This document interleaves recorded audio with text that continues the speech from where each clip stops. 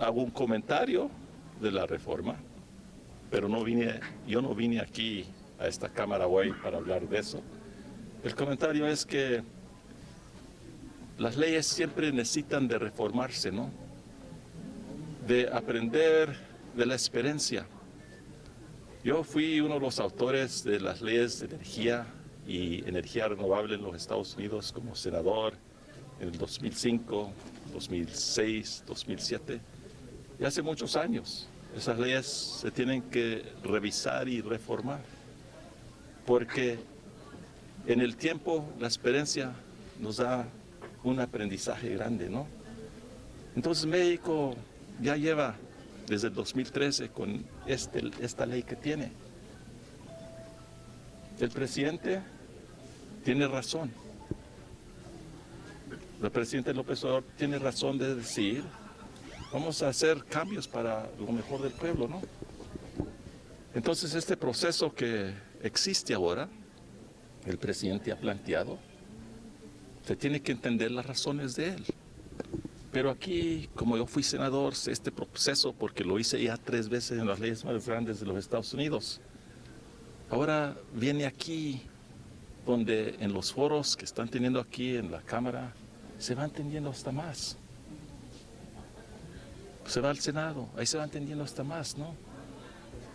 Pero en el final vamos a estar muy juntos, ¿no? Porque como los pueblos de veras son un pueblo, también la economía será una economía. Y con ese comentario les doy las gracias. Adelante. Ayer el gobernador de Estados Unidos en México, Ken Salazar, le dio la razón sobre el embajador, dije gobernador, gracias, le dio la razón. Es necesaria una reforma eléctrica, dice. Eso significaría pues el respaldo, el beneplácito del gobierno de Estados Unidos hacia la reforma eléctrica que usted impulsa, presidente. ¿Cuáles son las consecuencias de esta declaración? ¿Cómo le ha comentado sobre este acompañamiento, este beneplácito?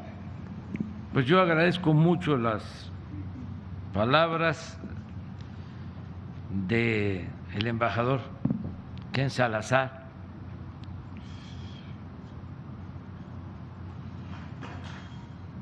El gobierno del presidente Biden ha sido muy respetuoso y se está buscando que trabajemos cada vez en mayor coordinación.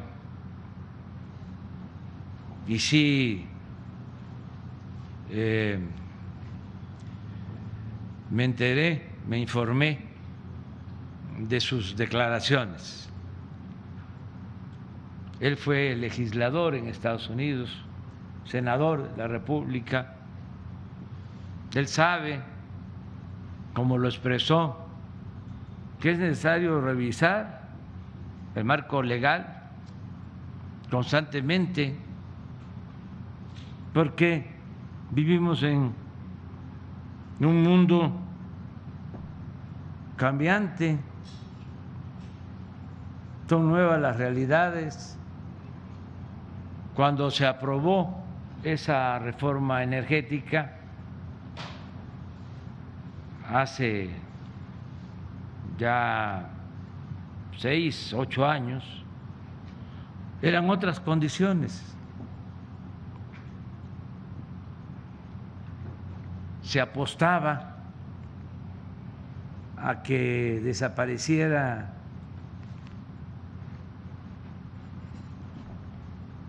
la función pública, que no hubieran empresas públicas, ni bancos públicos, ni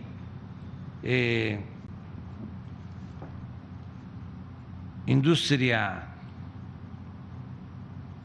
petrolera pública, ni industria eléctrica pública. Es más, no querían ni salud pública, ni educación pública. Lo que imperaba, lo que prevalecía, lo que elevaron a rango supremo fue lo que se conoce coloquialmente como privatización, la transferencia, el traslado de bienes públicos a particulares, que todo fuese manejado por empresas privadas, por empresas particulares, que el Estado no interviniera en el desarrollo, incluso que incumpliera con su función social y que todo quedara en manos del mercado. Esa era la política, eso es el neoliberalismo. Eso ya se aplicó en México, porque no es novedad, desde la época de Porfirio Díaz. Por eso hablamos nosotros que neoliberalismo es neoporfirismo, porque eso mismo es lo que se impuso en el porfiriato, del petróleo en manos de extranjeros, los ferrocarriles en manos de extranjeros, las minas en manos de extranjeros, la incipiente industria eléctrica en manos de extranjeros, las tierras también acaparadas por particulares, por grandes latifundistas. El pueblo esclavizado, los trabajadores sin prestaciones. Aquí en Tlaxcala, en Puebla, en Veracruz, donde se desarrollaba la industria textil, salarios que no alcanzaban para lo indispensable, sin prestaciones de ningún tipo. No había ni siquiera un día de descanso a la semana.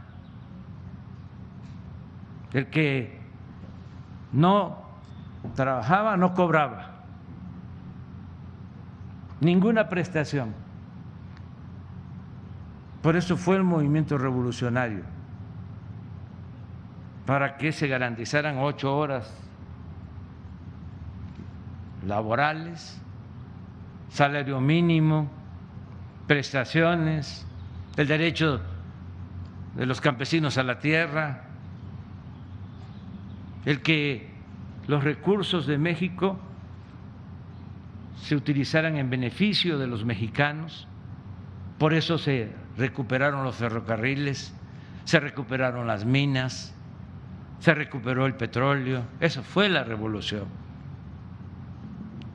Vienen los neoliberales y regresan al modelo porfirista. Y esa es la política, ¿no?, que se impone durante 36 años. En el Congreso modifican la Constitución, reforman los artículos que se aprobaron después de la Revolución. La esencia, la letra, el espíritu de la Constitución de 1917, que plasma los anhelos del pueblo que luchó la revolución. Entonces todo eso se modifica en los últimos 36 años. Siempre hablo de que sería extraordinario hacer un estudio de todos los cambios que le hicieron a la Constitución en el periodo neoliberal, increíble para legalizar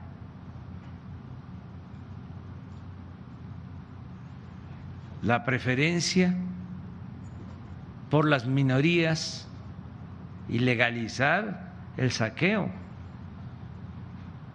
Cambiaron todo. Es difícil encontrar una reforma en 36 años que se haya impulsado, que se haya promovido para beneficio del pueblo. Todas se hicieron para beneficio de las minorías. La llamada reforma energética, la llamada reforma fiscal, la llamada reforma a la seguridad social, la llamada reforma educativa, todas llevaban ese propósito. Entonces tiene razón el embajador de Estados Unidos, porque son tiempos distintos. ¿Por qué ganamos nosotros? ¿Por qué nos dio su confianza el pueblo? Porque presentamos un programa de cambio, de transformación. No engañamos a nadie. Nosotros no enarbolamos la bandera de la política neoliberal. Dijimos, vamos a cambiar la política económica, y es lo que estamos haciendo.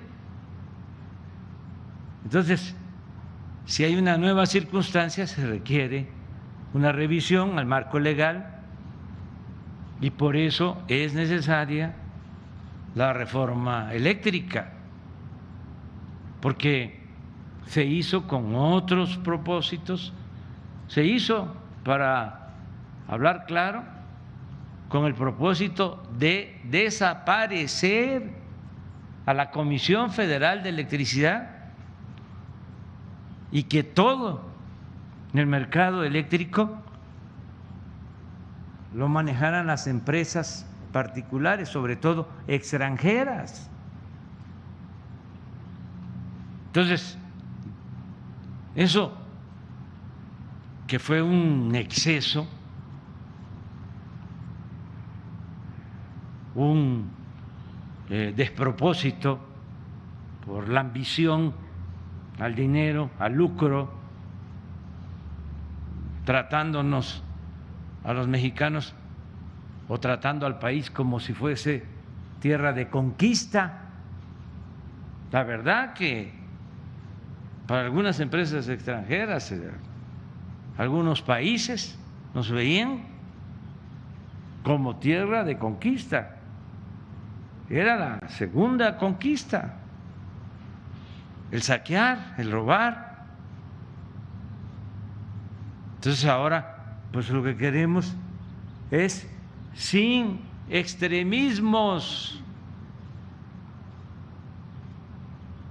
hacer cambios en beneficio de todos, porque aunque parezca increíble, de continuar con esa política, todos, ricos y pobres,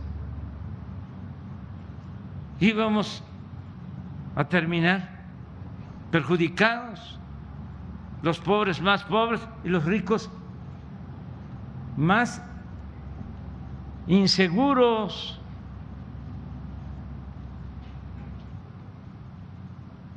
Pues no iban a poder vivir más que en carros blindados o en fortalezas, en búnkeres, rodeados de guardaespaldas.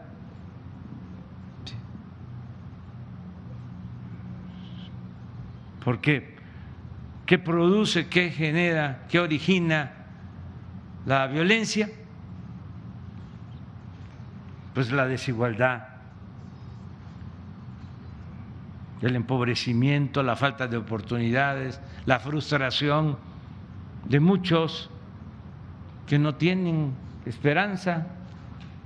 ¿Cómo seguir con ese modelo inhumano, dándole la espalda al que sufre, dejando atrás al que requiere salir adelante con trabajo, con estudio, progresar. Es un derecho, es lo que se llama movilidad social, que el hijo del campesino, del obrero, del maestro, del comerciante pueda ascender en escala social, como nosotros, cómo estudiamos, cómo salimos adelante.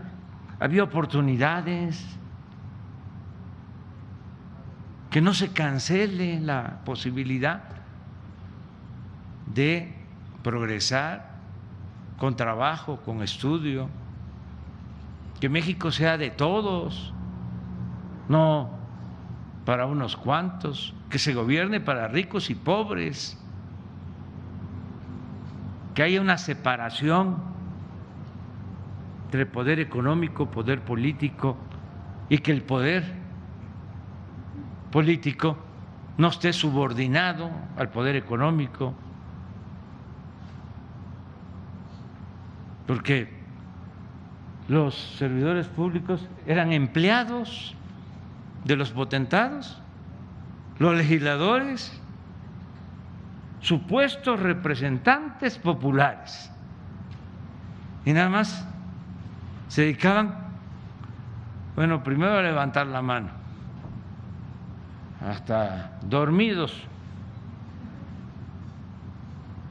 levantaban la mano, ya después ya fue un botón, todo lo aprobaban, todo en el periodo neoliberal. Entonces, ¿quién Salazar? A lo mejor algunos empresarios de Estados Unidos o de aquí también no les va a gustar, pero muy bien, ¿quién?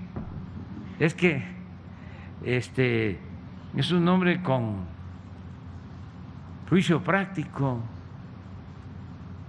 con sentido común.